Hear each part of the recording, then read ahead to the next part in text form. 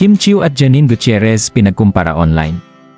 Sa recent post ng isang content creator sa Facebook ay naitanong nito kung sino ang mas maganda kina Kim Chiu at Janine Gutierrez.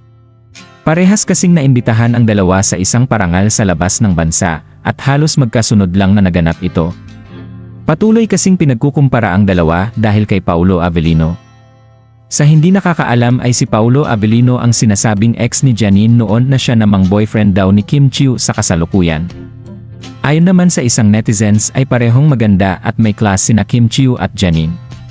Depende na lang sa mata ng tao kung sino ka mas nagagandahan dahil ang beauty nga ay subjective.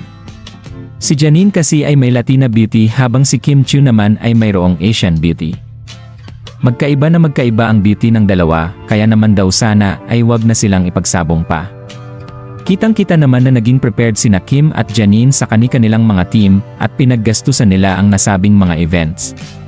Samantala, ang pagkumpara ng kagandahan ay maaaring magdulot ng insecurities o kawalan ng kumpiyansa sa sarili.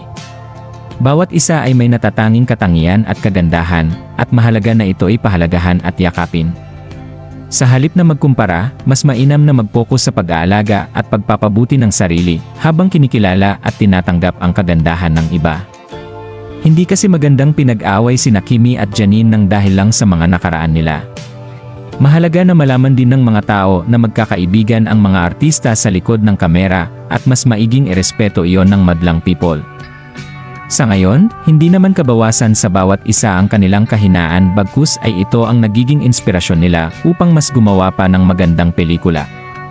Anong opinyon mo sa issue na ito? Magkomento sa ibaba at huwag kalimutang mag-subscribe for more videos.